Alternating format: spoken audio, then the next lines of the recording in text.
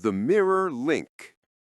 When I first put on the glasses, it was the most incredible feeling of my life. The mirror link system had cost me half a year's salary, but it was worth it.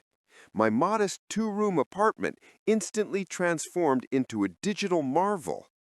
Every fly on the windowsill, every speck of dust in a sunbeam, every thread on the carpet, everything was recreated with absolute chilling precision.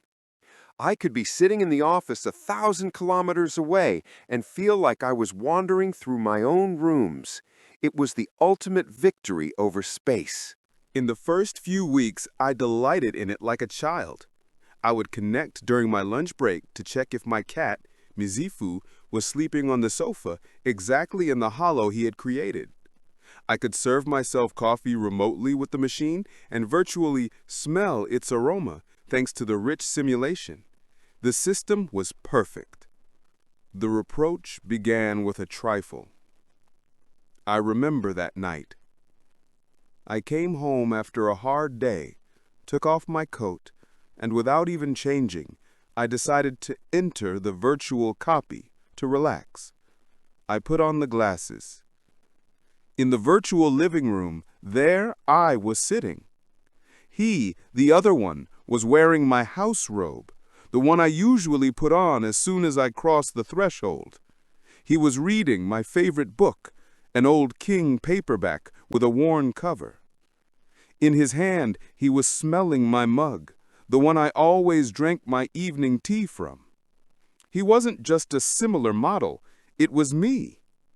Even the mannerisms, the way he averted his gaze from the text and looked thoughtfully out the window, were mine.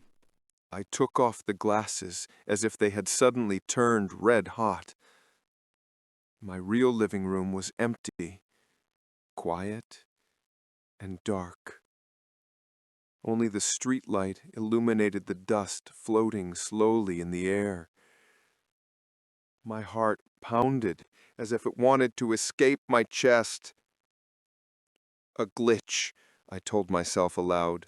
System overload. The camera captured my image earlier and somehow put it on a loop.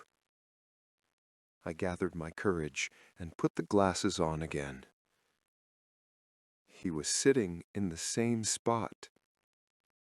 But now, he wasn't reading. He was staring directly at me.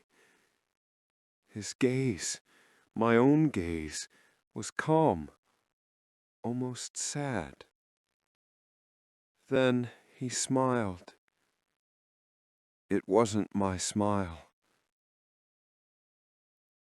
I returned to reality, barely breathing. My hands were shaking. It wasn't a glitch. The following days turned into hell. I tried to shut down the system, but there was no off or exit button in the menu, only restart, which was useless. Technical support didn't answer. Their website had disappeared. I found myself trapped. I started observing. He, the virtual reality inhabitant, was living my life, but better. He always knew where the keys were, always closed the window before the rain, always fed Mizifu exactly on time. He didn't rush, he didn't worry, he didn't make mistakes. He was my perfect self. Once, when I, nervously, broke a mug in the real world, he, in the virtual one, passing by the fragments, slightly shrugged and cleaned them up with such ease, as if they were merely a digital artifact, which, in fact, they were. The true horror came that night. I couldn't sleep. I put on the glasses and saw he wasn't sleeping either. He was standing in front of a large mirror in the virtual hallway and contemplating my reflection. Then, suddenly, he turned around and walked not to the bedroom, but straight to the camera, through the lens I was observing through. His face filled my entire vision. He was so close I could see the pores of his skin, the shadow under his eyes that I saw on myself every morning. He leaned closer, his lips almost touching the virtual lens, and whispered. The voice was mine, but distorted, as if it had passed through dozens of filters. "Do you understand?" he hissed slowly. "Do you understand that it is I who lives in the real house?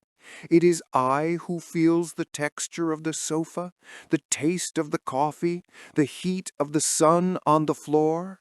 And you?" He smiled, and that smile was full of infinite pity. "You are just a ghostly reflection, a shadow trapped in these glasses." I screamed, lunging for the switch, but it didn't help. The system ran autonomously. Now I am sitting here, in my real apartment, which has begun to feel strange to me. I can't take the glasses off. They won't come off. I tried to break them, but some protection mechanism paralyzes my hands when I attempt it. I have become a prisoner in my own home, a witness to how another version of me lives my life. Sometimes, as he passes, he stops and looks at me. Then he raises his hand and waves. Not maliciously, naturally, like I wave to acquaintances on the street. That is the most horrible thing, this habitual, everyday contempt. He is reality, and I am just his pale reflection, and I'm starting to believe it. We hope this deep dive into the mirror link was a productive exercise for your English A2 B1 practice. What do you think about the ethics of this technology? If you could create a perfect version of yourself, would you do it?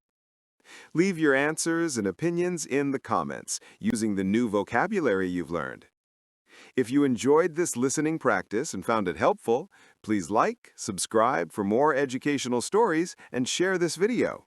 Until next time, and may you have sweet dreams, or virtual ones.